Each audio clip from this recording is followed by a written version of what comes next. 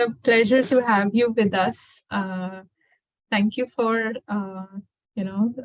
agreeing to speak to the students of motherhood, family, and childcare, as well as this open seminar.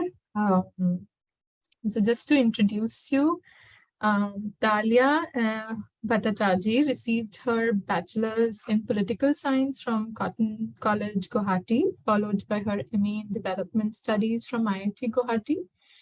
She then earned her PhD from Indian Institute of Science, Education and Research, Mohali. Dalia was a Fulbright Nehru postdoctoral fellow at the University of North Carolina at Chapel Hill, United States for 2 years. Her present research engages with geographies of emotions, embodiment and affect. In fact, and she's currently an assistant professor at Jindal Global Law School, OP Jindal University. And currently she's working on a book, her first book manuscripts, Wombs on Rent. So that's there.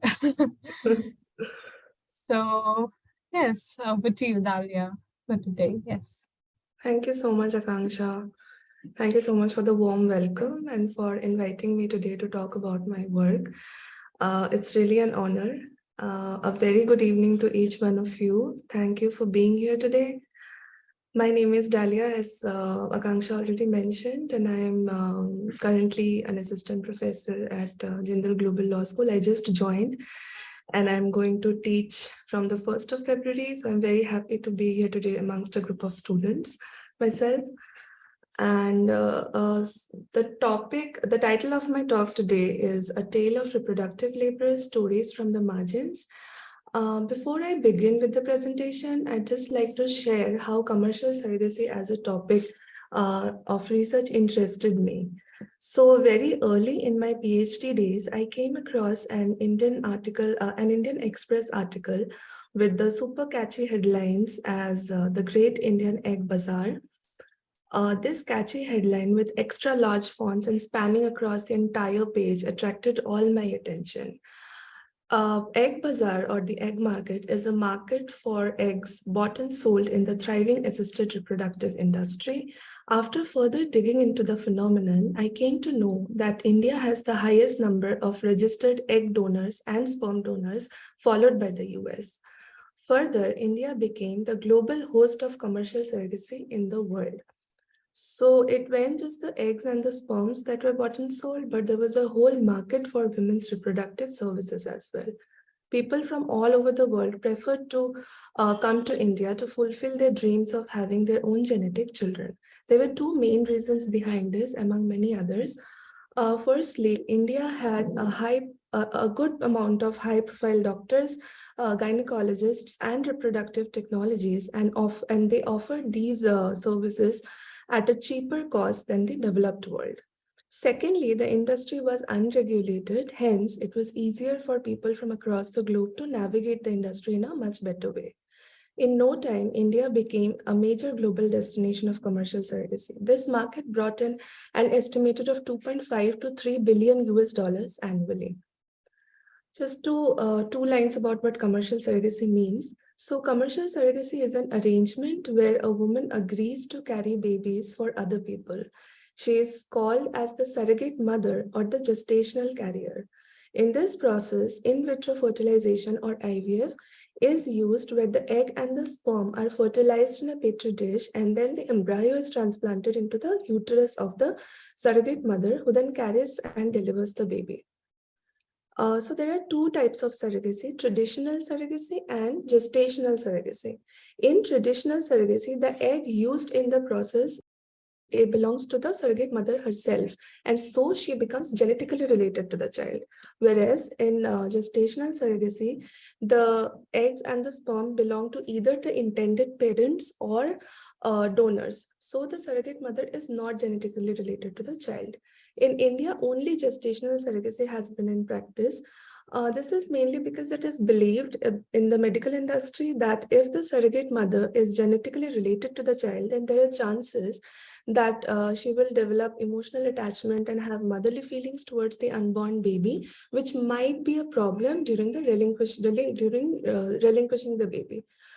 But in case her genes are absent from the picture, it is assumed that the chances of emotional attachment are less and there won't be any problems at the end. The women in India who work as surrogate mothers stay in surrogate houses or surrogate hostels, as they are called, from the time their bodies are prepared to conceive until the children have been delivered. They live under strict supervision by the medical authorities. They are not allowed to visit their homes except for emergencies. Their family members can come to visit them on weekends, but they cannot stay overnight. These women are not allowed to eat anything or go anywhere on their own will, as they are not considered as trustworthy to take care of the babies that they are carrying. Now, the buying and selling of women's reproductive capacities in a neoliberal capitalist structure sits uncomfortably with the conventional meanings associated with motherhood, especially in the Indian context. Yet, surrogacy in industry is a thriving industry. The central objective of my work has been to unpack this contradiction and to understand the impact it has on the social lives of the women who inhabit this contradiction. Today, I will talk about my approach to understand commercial surrogacy within the broader area of labor so that their efforts can be made visible in the in academic knowledge production and in the labor market. So there are certain criteria which are a surrogate, a woman has to have these criteria in order to become a surrogate mother in India. Firstly, she should be less than 35 years of age. She should have a clean and healthy medical history without any history of miscarriage. She should have at least one healthy child of her own, which will prove her medical health, her reproductive health, as well as that she already has a baby at home to develop emotional attachments with and to go back to, so that they don't form any attachment with the babies that they would carry. Then only a woman in India can become surrogate mothers for a maximum of 3 times within a 2 years gap in each pregnancy. And lastly, and very important, she should have a very healthy uterus. Now, I place myself as a feminist ethnographer with the intention of creating and sustaining space in the research process for my respondents to speak and share their stories freely. The interview methods were unstructured and open-ended, and I usually went with the flow of the conversations. I have conducted fieldwork for a span of 8 months between 2014 and 2017, while the major data comes from Anand, which is a small city in Gujarat. I have also done smaller fieldworks in Bangalore and Chandigarh. The number of respondents that I interviewed are 60 reproductive laborers, 4 doctors, 2 nurses, the hostel matron in Anand, 1 commissioning couple, and 2 agents in Bangalore. Now, this is to explain how the women come to know about surrogacy and how the hospitals hire them. So in Anand, there are nurses and surrogate mothers who have worked or who are already working in the clinic, in the famous clinic in Anand called the Akanksha Infertility Clinic, and they go back to their villages and spread it through word of mouth that there's this thing and it can help you out, you can earn some money. So their friends, relatives, and neighbors, they come to the hospital and they can talk to the doctors directly. Whereas the system is a bit different in Bangalore, where there are agents, and it is the agents who identify women in nearby villages and hospitals and bring them to the nearby villages and towns and brings them to the hospitals where there's already a demand for surrogate mothers. So the hospitals contact the agents and not the surrogate mothers directly. Also in Bangalore, the surrogate house or the surrogate hostel is run by the agent themselves. They own the surrogate house and they take care of the needs of the women who work as surrogate mothers there. Whereas in Anand, the women working at the surrogate house is run by the hospital itself.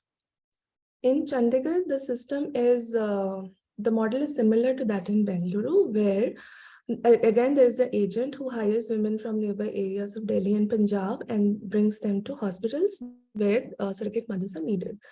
But in Chandigarh, when I was doing my fieldwork, there was no surrogate house or surrogate hostel. The surrogate mother rented a place in a nearby town for a year, and they stayed there while before until they delivered the child.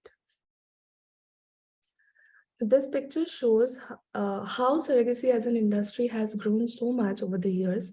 So the picture on the left is a picture of a Kangsha infertility clinic, which was in a much smaller building, but then it grew into the one in your right, and it's now a 5-star facility. It has all the modern technologies there, and they have it shows how much money they have made over the years. This is a picture of the surrogate house in the old building that I showed you in the last picture. And just to give you an idea how the dormitory system works and how it is laid out, while now that in the new building, so the surrogate house is now at the basement of the building, and the surrogate mothers stay there. It's now they don't in one room 3 women are sharing a room, while previously you can see there are so many, like 4 or 5 women in one room.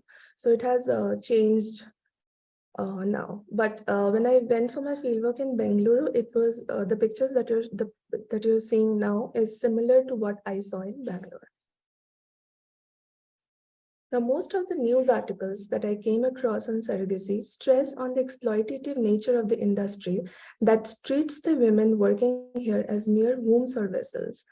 While the popular discussions on commercial surrogacy touch upon the ideas about how the industry in India has been flourishing since its inception and the ways in which India holds the position of one of the best and the cheapest hosts of commercial surrogacy in the world, and the requirement of laws to protect the poor Indian women from exploitation, what lies missing in these discussions is to realize that the women working as surrogate mothers are victimized in common knowledge on transnational surrogacy arrangements. The term surrogate, which means replacement, further affirms these popular narratives which treat the women as disposable. In my research, I introduced the term reproductive laborer to refer to the women working as surrogate mothers in the Indian commercial surrogacy industry.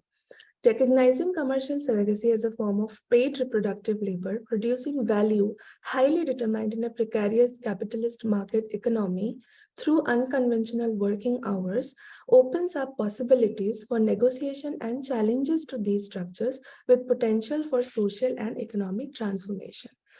The reproductive laborers go through painful experience of gestational surrogacy and become important figures in the process of childbearing. She is a laborer in the whole arrangement, and hence I choose reproductive laborer as a term to acknowledge her hard work as it enters into the market from the privacy of the household. The social dynamics of a domestic home, guided by a heterosexual patriarchal family system and governed by kin relations, have penetrated into the market economy for paid reproductive work as well. This has resulted in the blurring of the distinction between public and private. In the capitalist market for gestational surrogacy, the money earned by the reproductive laborers is directly related to their lack of freedom of choice and movements during their stay in the surrogate house. The surrogacy market in India stresses on the strict confinement of the reproductive laborers for the success of the entire process, which in turn, as they claim, will only benefit the reproductive laborers. Reproductive labor within a Marxist feminist circle has meant the unproductive labor performed by women to sustain the productive labor of working class men. Reproductive labor conventionally include everything that a woman is supposed to do at home, from giving birth to children, to taking care of them, to taking care of the elderly, to doing all the household chores without any pay, more or less understood as a natural duty, thus maintaining the fine line between the public and the private. By addressing these women as reproductive laborers not at the home, but at the market economy, I intend to challenge the binary between productive and reproductive labor and acknowledge the women working in this industry as laborers and not as mere victims of capitalism and patriarchy. Chandra Talpade Mohante, the feminist scholar, in her book on Under Western Eyes, talks about binary opposition between the Western women as the subject and the third world woman as an object. It is through this opposition that the image of the average third world woman is produced, where she is regarded as a passive victim, sexually constrained, poor, bound by traditional values, and family oriented, and consequently those who are oppressed by patriarchal structures. Ironically, such a perspective brings about a new form of oppression in which Western feminists are colonizing the political and historical agency of women in the third world without due respect to the diversity and specificities that ought to be considered integral when situating every woman. On similar lines, feminist writer and historian Lata Mani, in her analysis on sati under the colonial rule in India, talks about moving beyond the construction of women as passive victims under patriarchy. She pleads that it is important to highlight the resisting capacity the women exert to downplay such narratives of victimhood. I approach commercial surrogacy as a form of intimate labor that is performed by several Indian women with unstable financial backgrounds on a platform offered by global capitalism. It is imperative to understand here that the reproductive laborers remain at the lowest strata of the actors involved in the process. Hence, my effort is to bring the women to the forefront and understand and analyze commercial surrogacy from the bottom up. Now, the term intimacy comes from the Latin word intimus, which means innermost. Certain notions that are generally associated as related to intimacy are privacy, familiarity, sexuality, emotionality, love, or personal relations. A market for such intimate services for money can be apprehended as an intimate market economy, and the labor performed therein as intimate labor. Feminist sociologists Boris and Perenas link the term intimate and labor and note the joining of such terms denies the separation of home from work, work from labor, and productive from unproductive labor that has characterized capitalist globalization. Intimate labor encompasses a range of activities, including bodily and household upkeep, personal and family maintenance, and sexual contact or liaison. It entails touch, whether of children or customers, bodily or emotional closeness, or personal familiarity, such as sexual intercourse and bathing together, or close observation of another. And knowledge of personal information, such as watching the elderly people or advising trainees. Now, the kind of labor that has been listed here represent work that is assumed to be an unpaid responsibility of women and hence considered as non-market activities or activities to be done by the lower classes and racial outcasts. This kind of labor and the people performing them are also stigmatized because of the presence of either dust or dirt, bodies, or intimacy in such labor.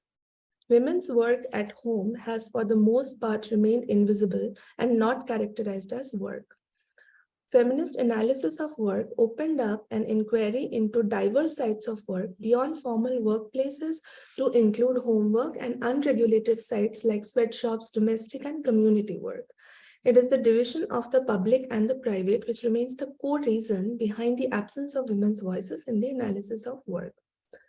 Reproductive labor has largely been precarious, invisible, and generally without any kind of remuneration beyond the fulfillment of an ideological normative idea of women as beings to serve others. Such discourses justify the non-acceptance of services in the labor market for gestational surrogacy, egg donation, and so on, hence translating such labor into lower wages. Surrogacy is an industry that runs with similar patriarchal ideologies which do not acknowledge women's gestational labor as a form of paid employment, undermining the hard work performed by these reproductive laborers. Surrogacy requires labor that is into play all hours of the day, diet, sleeping patterns, even a simple bodily movement determines the outcome of the production process. In this sense, it's a perfect example of the appropriation of reproduction for production. Now, surrogacy pushes reproduction and childbirth outside of the so-called privacy of the heterosexual family and into the ever-patriarchal and repressive capitalist market where women's bodies are valued and monetized. The idealization of motherhood as sacrosanct and holy considers the mother as the nurturer and naturalizes the reproductive labor performed by her, hence normalizing and routinizing women's efforts in the process of childbirth. In a patriarchal society, the mothering body is produced in such a manner that it distances itself from monetary value.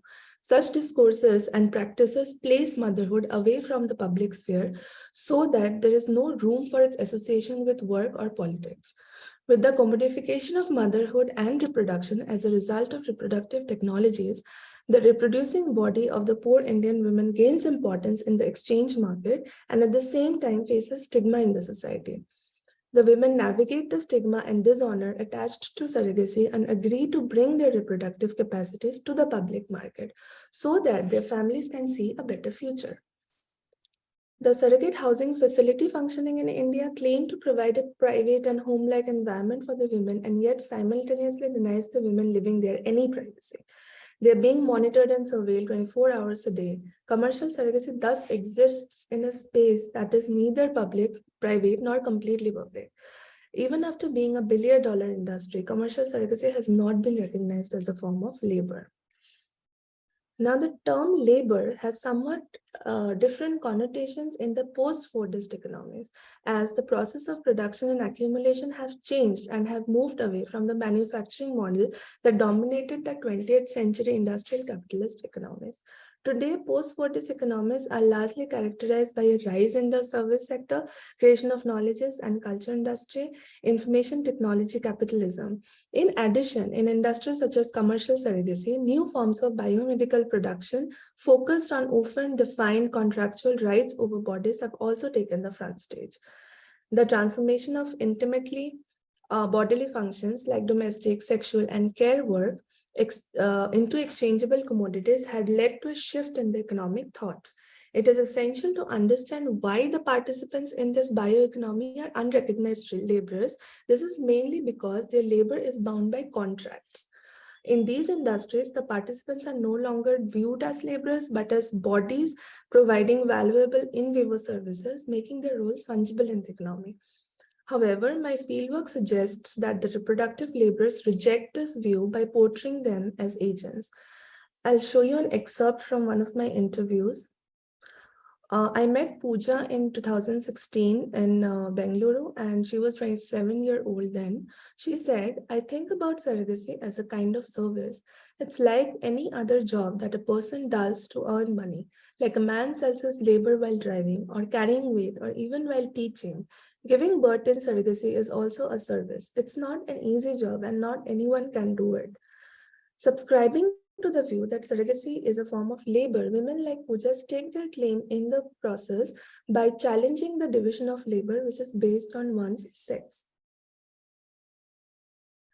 I have used the work of the Anglo-American philosopher Donna Dickinson, where she argues for the need to acknowledge women's labor in pregnancy and childbirth, which has been overshadowed with the perspective of such labor being merely as renting out their wombs. She, in her work, also urges for the need to recognize the property rights of women in their ova so that their efforts in the ova market can be made visible.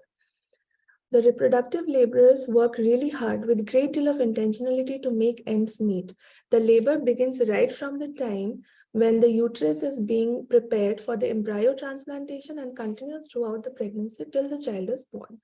The process includes taking of hormone replacements to steroids to vitamins. The reproductive laborers often express their disappointments with such medications and yet agreed to do everything necessary with the bigger picture in their mind, as many of them said to me. I'll now show you two more excerpts from my interviews. Sarita was 30-year-old when I met her in Anand in 2015, and she said, I am a woman, I am gifted with my reproductive capacity. Like an actor is gifted with his acting talent, a singer with his voice, I'm gifted with this. If they can make money out of their capability, what's wrong when a woman wishes for the same? I don't accept such things. I'm working for the betterment of my children and I'll do anything to improve their lives. This is no dirty work, but no one understands. I'm not exploited here. I don't know how much money the doctors make, but I see this as the only way to make my children prosper, and I'm proud of what I do. Diksha was 32-year-old when I met her in Anand in 2015, and she said, "People don't understand that I'm working here. They think I'm selling baby, but I know what I'm doing. I'm helping my husband in earning money and running the house better. I'll keep the money I earn here for my child's education. This will only further my worth as a mother. This is equivalent to any other form of physical labor. And even men cannot earn this much amount in a year. Who says women are weak? Men are weaker as they cannot reproduce.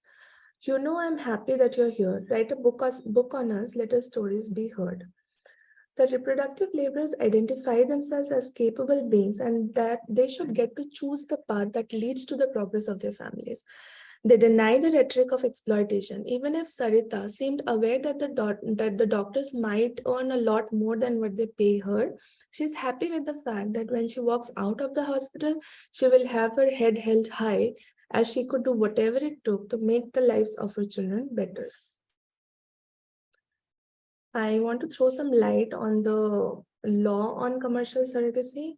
So it came up in 2021. It's called the Surrogacy Regulation Act, and it was previously called as the Surrogacy Regulation Bill when it was still waiting at the Parliament for its final nod.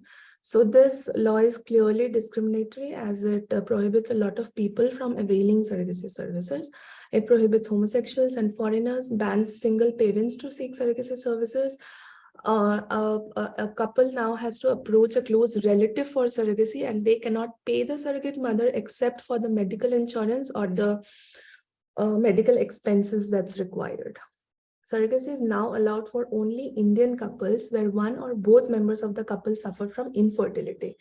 Couple with female between the age group 23 to 50 years and male between the age group 26 to 55 years can seek surrogacy if they are married for at least 5 years. While the stated agenda remains to end exploitation of women acting as surrogate mothers, the discussions show a limited understanding of the dynamics involved in surrogacy arrangements. What is instead needed is a legal framework which takes care of the activities of all, takes care of the needs of all the actors involved in the process. Also, there's a huge chance that the industry will go underground because an industry that big cannot be banned overnight. I went for my fieldwork to Anand again in 2017, and while the bill was still under consideration, and I spoke with many reproductive laborers that were residing there during that year, and they seemed really disappointed with the law. And I'll show you one excerpt from my interview. This is Deepa, who was 33-year-old then, and Deepa spoke for a lot of women that I spoke with. And when she says this, "Never thought Modi ji would do this to us. Are they going to give us any job? Even educated people do not get a job these days.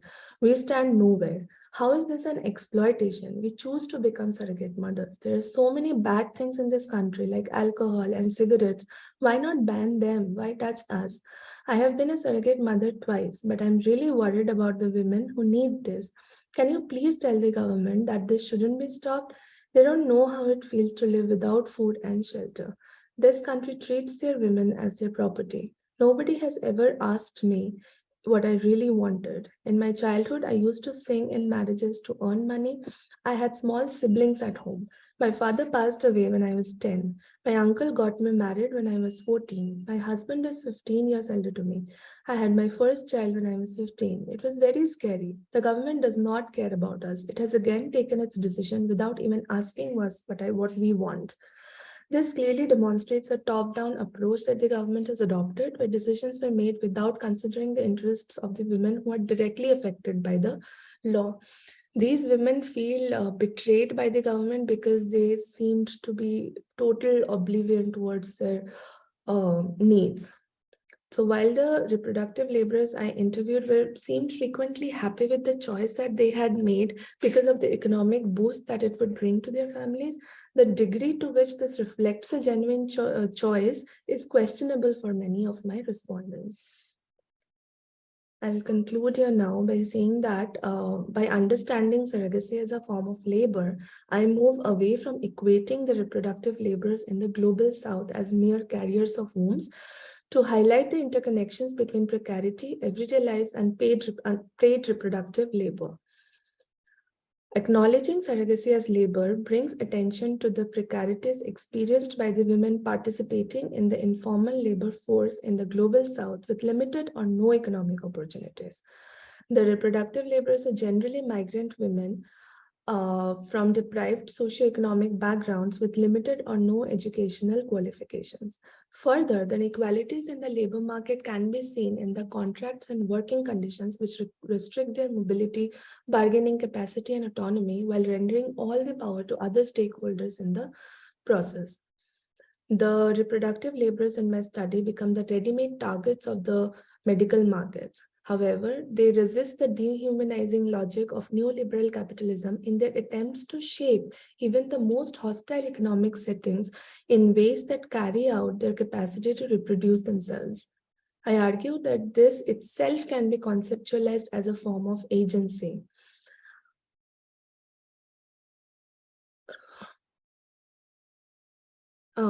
This itself can be understood as a form of agency. Most of the reproductive come from impoverished backgrounds. They have husbands who work as agricultural laborers, construction workers, auto drivers, or security guards. In such dire economic circumstances, the idea that the women choose to take up surrogacy and leave the privacy of their own family to work in a different city and surveilled environment may be legitimately questioned. Nonetheless, they are clearly trying their best to improve the lives of their families and bring them a better future. Thus, the reproductive laborers are willing to make use of whatever the market has provided them with in their own vision of a better future and celebration of their self-worth. Thank you for your patience.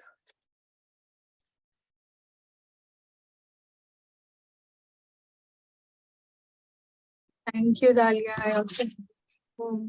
That was a wonderful talk. I do have Dr. Siddiqui here with me. Um, yeah. I just wanted to say that, like, thank you for highlighting the women, like, the voices of reproductive laborers and problematizing the notion of like agency and how women in this context are not just, you're contesting that dominant view that third world women are oppressed and poor and need work. So I think it's a nice juxtaposition to have. Yeah. Okay. Maybe we can open the floor for questions, comments.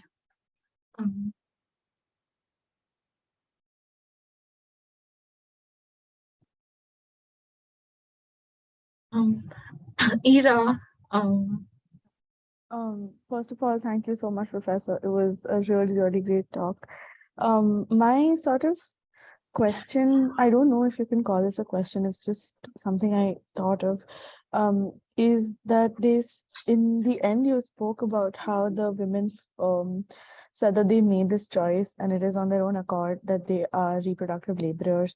And I just wanted to ask you, to what degree do you think larger structures of compulsions of patriarchy and compulsions of and this means like familial structures, economic structures, and like just access to jobs, education, etc., would provide the illusion of a choice? Because I feel like I don't feel like it is this black and white, they make a choice or they are forced into it. It's more so there's an amalgamation of multiple factors that come into play. I just want to know your views on it. Thank you, Ira, for the question. I totally agree with you, and that's what I highlight a lot on my work, that the concept of agency and choice is not similar to, it's not a freedom of choice, it's how one makes a choice under the circumstances that they have. So it's a lot of economic factors that are there behind the choices that they make, but they're also because they go through a lot, like it's a lot of physical pain, it's a lot of emotional pain as well, because they're staying away from their families, they cannot go meet their children, their husbands, and they constantly have this in mind, that they train themselves not to get emotionally attached to the babies that they carry, which is a big challenge for them as well. So the question of choice should be questioned and legitimately challenged, because they make this choice under so many circumstances I already mentioned. And most of the time when surrogacy started in India, so many people didn't know about it. So the families used to pressure a lot on the women. So the husband will, force the woman to go and work as a surrogate mother when they don't have an understanding about what it means, the science behind it. So it took some time for them to understand, because then when women came out and talked about it, like they had already been surrogate mothers before. So now that they understand what surrogacy means, when I interviewed the women, several of them told me that they had to convince their families, because they were not ready. Like, how can you give birth to someone else's child? And it's not right in our society. Your children will be stigmatized in the school and so on. So they have to take a lot of things, to make this choice, and just go at it. And like, they are also very proud at the end in the manner that they could do, something for their family, for their children, like buying a house of their own or a plot, or sending their daughters to school. If they have a son and a daughter, it's always the son who gets the preference to go to school. So these things mean a lot for them. So being able to do that gives them a sense of empowerment as well, if that answers your question. Yeah, thank you, Professor. Thanks.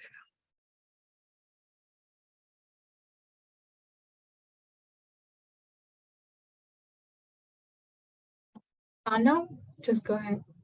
Yeah, Professor, I thank you for the great talk. It was really eye-opening. I had two questions. My first question was sort of, I want to know what you think about this.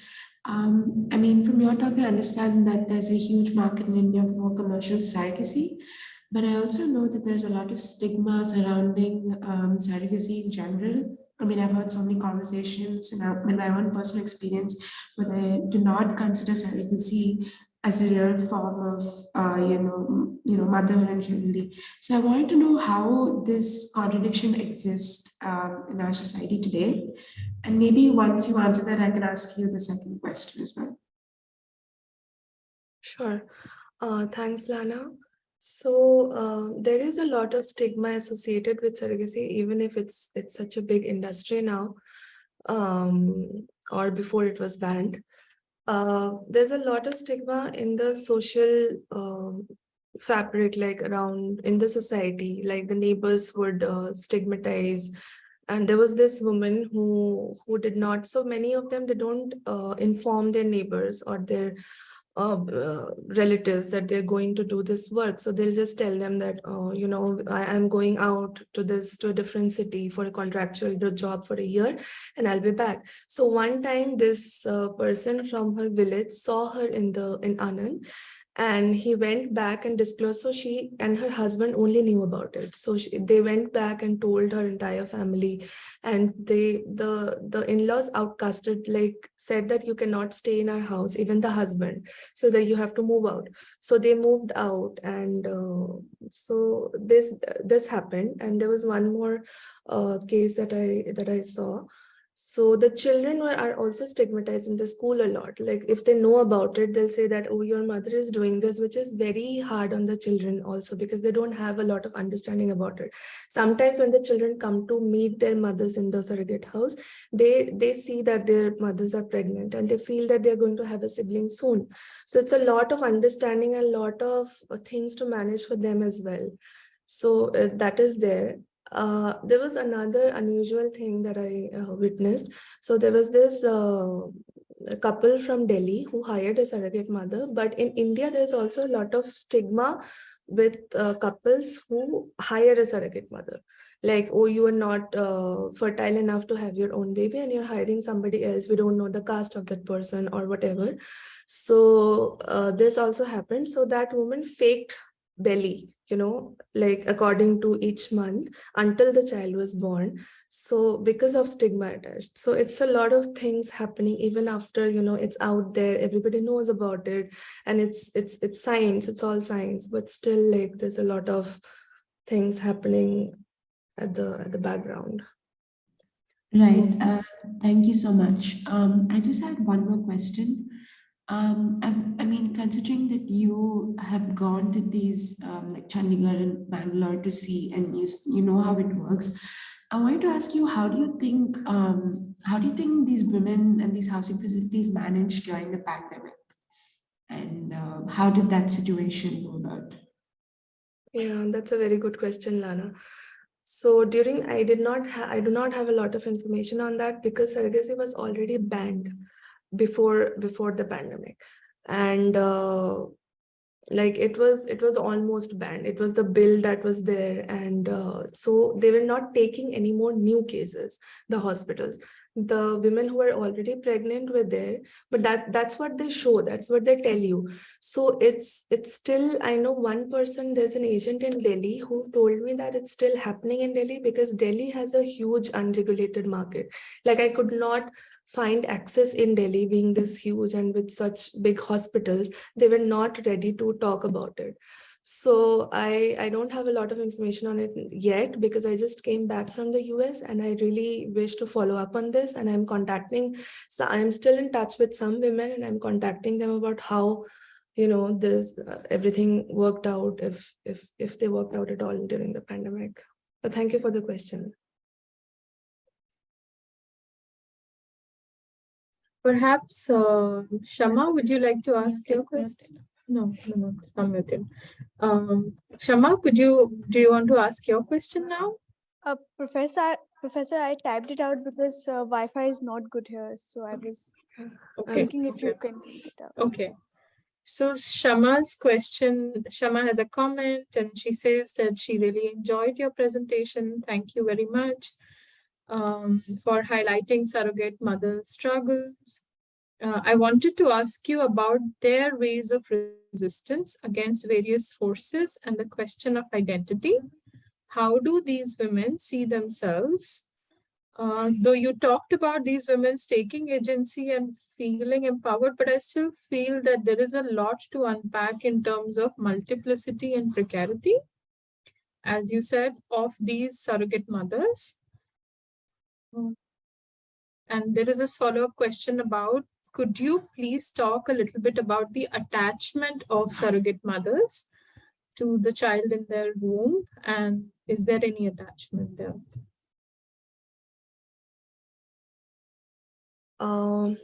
Thank you, Shama. So about the ways in which they resist against the various forces, it's in the little things. It's not like they don't have a lot of space to resist, but they'll watch TV, for example. They'll watch their favorite shows all day and they'll say that, oh, we couldn't do that at home, so this is our free time. This is like a luxury holiday that we're having here. We don't have to wash clothes, we don't have to wash the utensils, we don't have to do anything.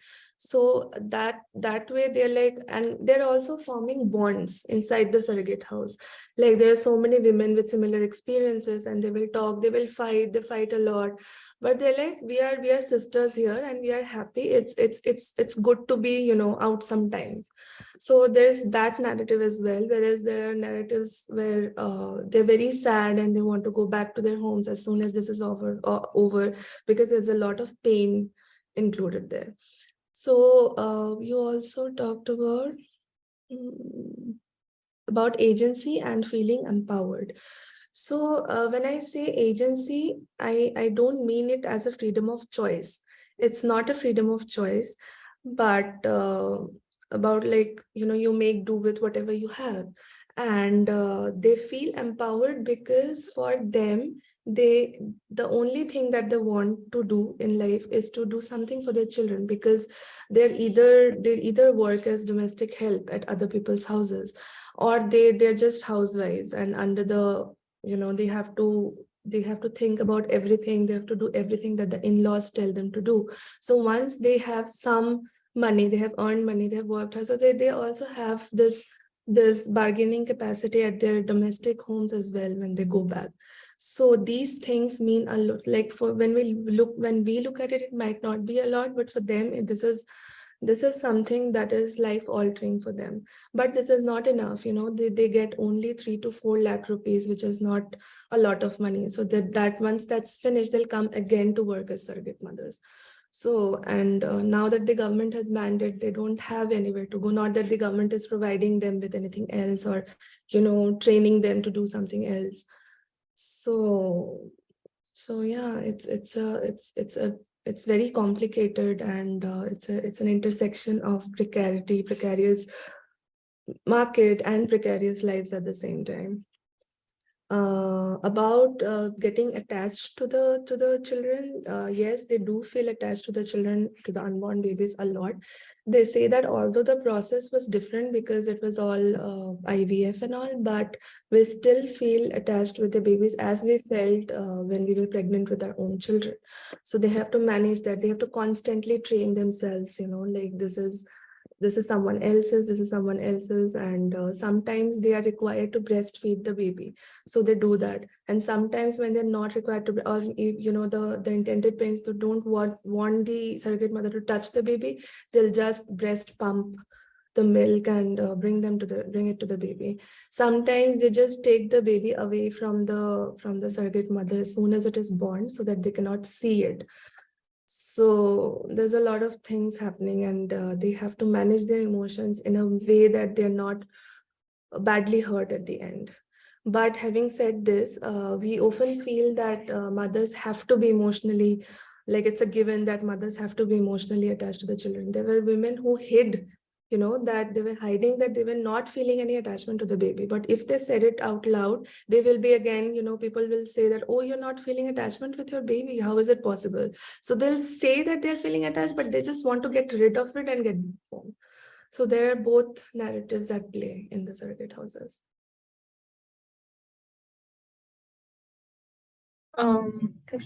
Kashmira and then Purvi. Thank you so much for your talk. My question has to do with the rationality of the Surrogacy Regulation Act, which you talked about.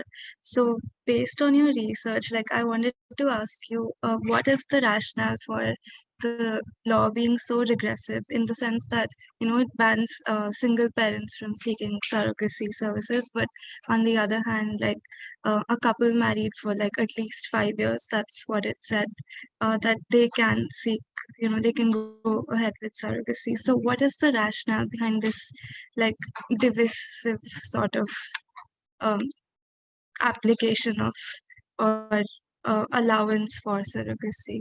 Yeah, that's a good question, Kashmira.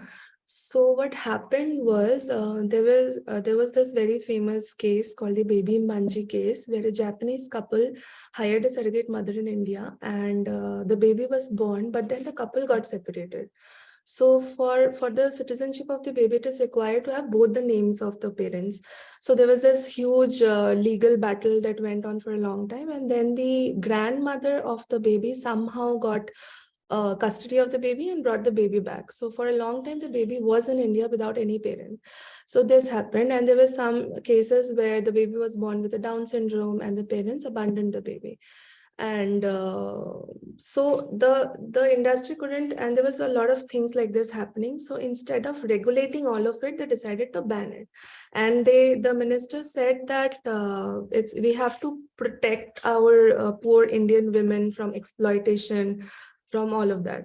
One. And then secondly, so what happened was India had already banned foreigners from coming to India in 2000, so sometime 2014-15, I think, and also single parents, so homosexuals. So what happened was the hospitals would send the surrogate mothers to Nepal, and the couple can come there, and all of the process is happening there, but they're earning money in India. So there was this huge earthquake in Nepal that happened, and this uncovered at that time. So this happened in Nepal, where the surrogate mother was completely abandoned, and the child was already born. The couple came and took back the child, and nobody thought about the surrogate mother. So there were some media reports on that. So instead of again regulating all of these and building a proper system, the government they put out this bill, and now it has become an act. So it's really unfortunate, but it's not that I'm for or against surrogacy. It was already there, such a big industry, so it needed to be regulated rather than banned.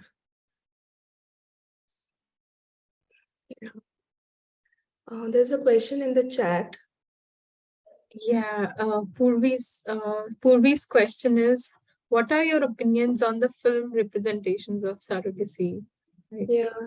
Are you talking about Mimi? I did not want to watch that film for a long time, but people were talking about it so much. So I finally did, and I didn't like it because there were a lot of twisted facts, because this is not how surrogacy works. You cannot just go out in the street and find a beautiful woman and hire them as your surrogate mother. There's a lot of there's a legal contract behind it that both the surrogate mother and the husband has to sign, and there are rules about who can become a surrogate mother. Not like if you're married, if you have a child of your own, only then can you become a surrogate mother. So I don't like films on surrogacy at all. And I think they show a picture where, which is not true. And I don't know, people need to think about them and, check their facts first before making a film is what I feel. Also, Sabah had a question to go ahead. Dalia, that was such a thought-provoking presentation. Thank you so much. I think for me, at least, it was eye-opening in so many different directions. I'm going to take a long time to figure out all the different things. But I was thinking that, is there a qualitative difference between, say, first-time surrogate mothers and those who have done it more often, like in their narratives? Because I was just thinking that when you mentioned that she had already been a surrogate mother twice, so I was wondering how the continued experience of surrogacy might be changing their narrative, or if you have noticed that. So one of my key respondents, Diksha, she has been a surrogate mother thrice. And I met her all 3 times. So the first time when I met her, she seemed like she was new and she was scared, but eventually the scare somehow went away because she knew that, that this is how it works. But she was also ready to take on what came.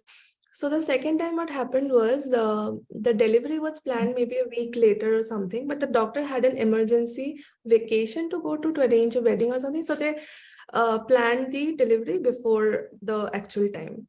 So it doesn't really matter what's happening with the health of the surrogate mother and all of that, but then it happened. But she was a little unwell for a lot of for some time, and then she got better. And after some time, after 3 years, she decided to come again because she said that we had spent all the money that I got here. So it was again scary for her. So it might seem that they're getting used to it, or some things change for sure, but it is as scary as it was the first time. Follow up? Yeah, please. So I think, so for me, the question is like in a kind of narrative methodology, right? Like, there would be that, there is a certain like continuity of the, the subjecthood of that, of the person. And yet like how at time, like, so for instance, I guess with increase, like, with more than one experience or with continued experiences, there would also be perhaps a different relation, developing, with the body. So I was just actually, I would like to perhaps, like, I would love to hear if there was anything that is like, a longitudinal kind of response, because you have already done that with, like, Diksha had 3 years at least you spoke to her. So yeah, like a longitudinal kind of perspective on surrogacy, and if that is something that you're concentrating on. So I have not thought about a longitudinal kind of a study. I also had plans initially to follow them up even after they went back home, but that did not happen because they don't want to disclose that they did this. So, but speaking with Diksha for a longer period of time, she seemed she was also hired as a counselor later in the surrogate house to counsel new surrogate mothers that they recruited and to talk to them because she had her own experiences. But they trained Diksha in a manner that they have to she had to show the new surrogate mothers a very rosy picture that, oh, Madam G, like Dr. Naina Patel, she will take care of everything and you can approach her and all of that, so don't worry about anything, it's all fine, it's all good. And when I talked about it with her later, like I remember how scared you were the first time and now how confident you seem. So what changed over the period of time? So she was like, it's not it's like nothing has changed as much as I know that I have done this and it was really hard for me, but you can go through it and they need this support. If I scare them away now and they need this, to they need to hear positive things about it to go through with it. So they, I don't know, something changes in them, but they also become stronger, I guess, in weird, strange ways. Yeah. Thank you so much. Thank Yeah. you. Thank you. I think like just to follow up on this, I think you beautifully highlighted the dichotomous relation between or the denial of the work and the intimate market. So I'm just thinking about a lot goes on in terms of the emotional management around this, and I'm wondering if you can just share a bit, maybe like some stories or something. How do they navigate these emotional tropes? Because there's a huge morality, altruistic surrogacy for the couples has to be done kind of, in legal language, taking on moral tropes. Then there is so much emotional labor being performed. So could you speak to that? Absolutely. To share some stories. So the women, they sometimes draw a map of their bodies, like it and they will point out at the belly as not their own, this is not mine for some time. So to make them constantly be aware of the fact that they have to give away the child at the end. And there was this instance when I was sitting at the surrogate house and talking to the women there, and one of them received a phone call, and the couple was from the US. And it was a really odd time for a person in the US to call. So the intended mother, she said, are you okay? Is the baby okay? And she was like, yeah, everything is, your son is okay. So I overheard the conversation. She said, your son. And then later on, she was like, oh, she had a nightmare and she saw that something happened to me and the baby. I'm like, you mentioned your son, like, why? So she was like, she constantly calls me and she wants to hear it from me, like it's a boy, it's a boy, it's a boy, and also your son. So I'm like, are you okay with it, saying such things? She's like, it doesn't matter, as long as my job is done, it doesn't really matter what I say, but if saying this helps her, then I'm all in. So there are stories like that. And there was this case when the surrogate mother gave birth to a baby, and she stayed with them in the hotel for a couple of days to breastfeed the baby. And the commissioning couples didn't have any problem with it, but they went away and she went to the airport with them. And they were like, okay, we will call you and we will email you or whatever, video call, etc. And they never did. So she feels really abandoned by them. She was like, they told me that it's your daughter before us, but it never happened. And she still celebrates the birthday of the baby because she has a small picture with her and she'll keep her under her pillow before sleeping. She's like, she's my another daughter in a different world and I love her equally. So they do things to manage their emotions, but it's a lot for them to manage. Yeah, thank you. Perhaps could take the other questions. Nivedita has a question as well. What are the politics of the semantics of the word surrogate? Because there have been debates to eradicate the term altogether because of the implications of surrogate meaning less than or serving as a proxy for a real mother. In your fieldwork work and experience, what do the women feel in terms of self-determination and what they use to refer to themselves? How do language and translation politics work here? Is there a different term used in the places you did your research in? Thank you, Nivedita. So about how the women address themselves, they the dynamics of the space changes as soon as a doctor comes in or a nurse comes in. And when they're free and talking, and when I'm there, they'll be free with me and talk with me. So they'll say that they'll always say my baby. But they consider themselves as mother, like I'm a mother, and then this is how pregnancy, we have already been pregnant, and this is exactly how it is. And so they say surrogate, they use the word surrogate because this is the word that's been used, and it divides normal motherhood against surrogate motherhood. But I have a problem with the word surrogate because it means replaced, and it only shows a picture to me that the women are disposable. As soon as the job is done, the whole a person is erased from the picture. So I constantly stress on the fact that they should be addressed as or I address them as reproductive laborers, because I feel like it gives them some sort of a space. It seems that they are actors in the whole process when they're not at all treated as actors. If in fact they, the medical industry, they'll be like, we are paying you, and you should, it's like you should not be paid because this is your natural duty, but we are still paying you, so you have to agree or do whatever we want. So yeah.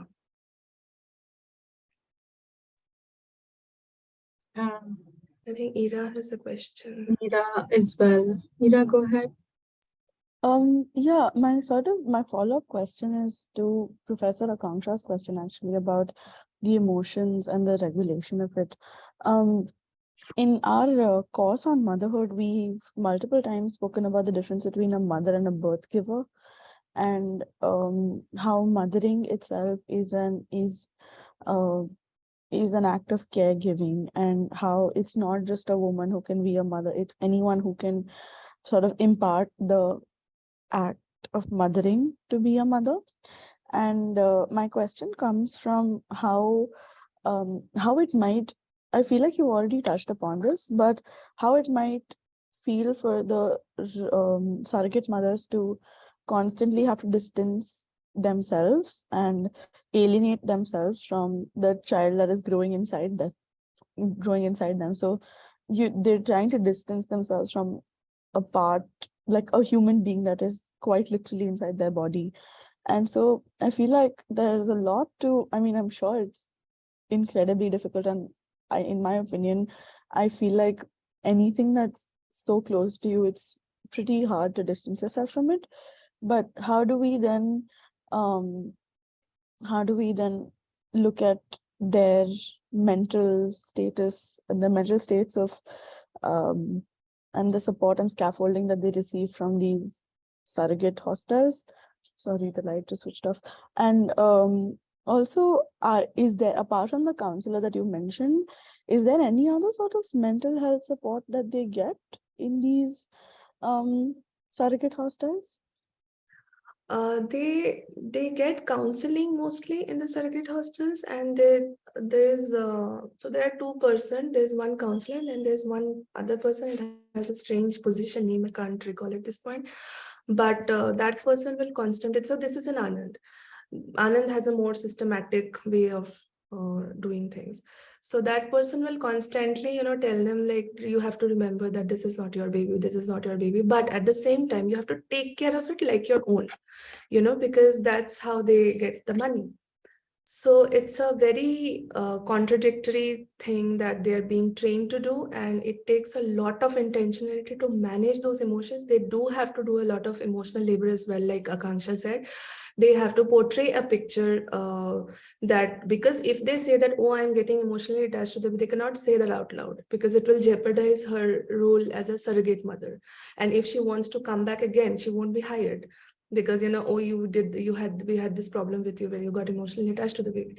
So it's very hard for them, but they say one thing and everybody says that, because they have their own children. They're like, we have our child and we want to help. They use this narrative of helping other women a lot. Like we want to help other women, and at the same time we are also helping our own families, our own children. So this is the bigger picture that we have in mind, and we want to, focus on this while we are here. So they do a lot of things to manage their emotions in the surrogate house, and building bonds amongst themselves helps them a lot, you know. So yeah, So you would say like in-group social support is one yeah, of the most okay. yeah. And I feel like I know this is a terrible example, and I know it's not an accurate representation of surrogacy, but the Bollywood movie Chori Chori Chupke Chupke is a very contentious representation, and how since Shah Rukh Khan's child is it Salman Khan or just the man's Salman Khan, sorry. The man's child is growing inside her. She falls in love with him, more in love with him. And she's also taken care of by um, Rani Mukherjee's mother-in-law. At the same, she's like, I'll take care of you, like my own daughter-in-laws is pregnant.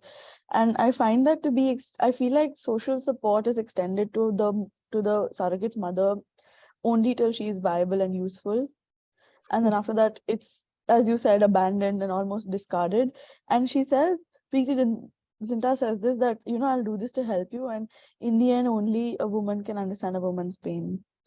औरत ही औरत का दर्द समझ सकती है. And I find that to be, I find like these interrelationships, these relationships between women from either side, whether they're surrogate mothers or mothers who will adopt the child later, are extremely interesting. And I feel like there's a lot of research that must be done there. But thank you so much, Professor. Thank you, Ira. Yeah, I mean, it's Bollywood movies, and at the end, somebody has to fall in love with someone, but it doesn't happen, because in the case of surrogacy in India, sometimes the surrogate mother doesn't even know who the couple is, because they won't come. They might have just sent their frozen egg and sperm. They won't come to actually meet the woman, to know who the woman is. So they feel that, I'm just used as a machine, but it's fine until and unless I'll get the money at the end. So it's just sometimes the surrogate mother is being taken care of by the commissioning couples. They'll send gifts, they'll send some school supplies for the children of the women, but not often. Yeah. And the sense I'm getting, it's like so much alienation at work.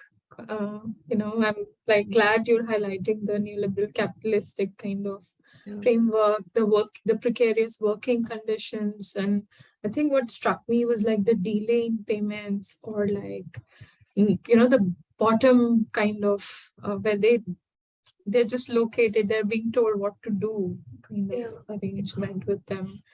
And as you said, like dehumanizing kind of look. I think one thread too, you did mention Mohanty's work. So I'm also thinking about like, how do you could you elaborate on the role of Western feminism in looking at the condition of Indian women here? Like, what was your reading? And there was a book that I recently read on surrogacy in the US. And what I won't mention the name of the book, but what I felt was it had a very limited understanding about how surrogacy works in the US, and they had taken it as a model for the entire world. So in the US, it's very different, because the surrogate mothers are paid much more, and they don't have to, leave their job and constantly stay in a separate place and rest. So they can do their own work, and they can also become a surrogate mother. And there's less stigma attached to surrogacy in the US than in India. So the author wrote in a manner like it's the surrogate mothers, they do it as a gesture, as a gesture of gift giving to women who cannot reproduce, who are infertile, for example, or have whatever problems, or the man has problems.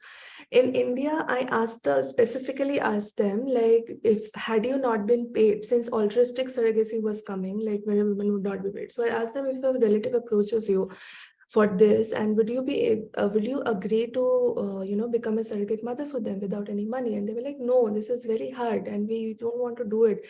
If we had the money, then I would not be here, because this is very difficult, and giving away the baby at the end is the most difficult part, and we have to go through a lot on our physical health, and it's a risk. We don't even know if we will survive at the end.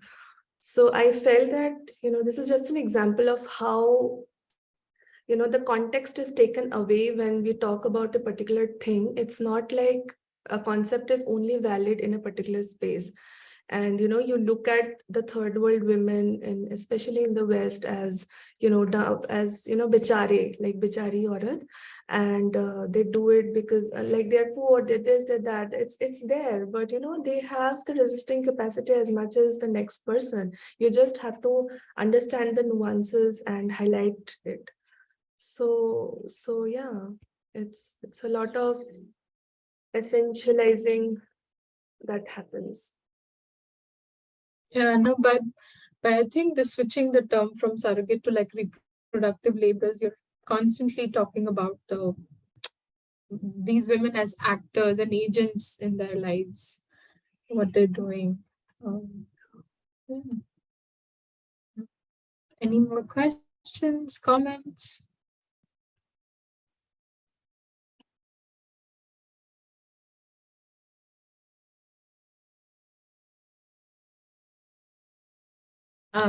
So perhaps, there's one more question from Ira. Sorry, I feel like since we spoke about, I feel like we're talking about the relationships and emotional attachments that surrogate mothers would have to their children, but what about their relationships with their families back home, where, at times the families are supportive, but what about places where the families might think that, in India, as a society, we're very taboo on sexual relations, and even though it's gestational surrogacy, there's this understanding of impurity, and now you've had someone else's child inside you, and that's sort of like looking at this idea of impurity as a whole. Did you have any sort of insights on that? So there was the one thing that I mentioned where the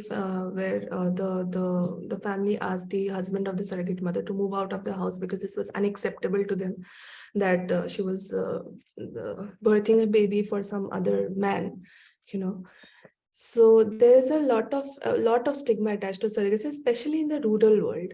Not to say that they don't understand the science better, but it's just a community that is more solid. In cities, people are not that attached anymore. In villages, they live together. In rural areas, so they have families. So this is the reason why most of the women, they hide that they're working as surrogate mothers, and they just go back to their normal lives. Sometimes if it comes out like it happened in this case, it becomes very tough on them, and they sometimes have to move towns as well, to build a different life of their own. So stigma is a big problem. Even though they understand the whole science behind it, the family would know. But again, this question of purity and impurity comes into play. So the surrogate mothers, when I interviewed them, they say a lot that this is not any dirty work. This is not, they'll use that this is not prostitution. They say that a lot. So because that woman is, using her body to, there's actually physical contact. In my case, it's not. So somehow they're putting themselves above, like we are good, like everything is, there is no dirty work happening here, so that they don't have to face a lot of stigma in the society. I have only used pseudonyms in my research because they don't want their names to be revealed. I don't understand how some newspapers or the online reports have pictures of surrogate mothers there, but they just don't agree to it. Thank you, Professor. Perhaps we can close for today. And I just wanted to thank you, Dalia, for highlighting in such a rich way, like the dialogue that pursued after your thought-provoking talk. I think thank you for engaging with the students and presenting the macro political context as well as the intimate labor performed in that and questioning that binary.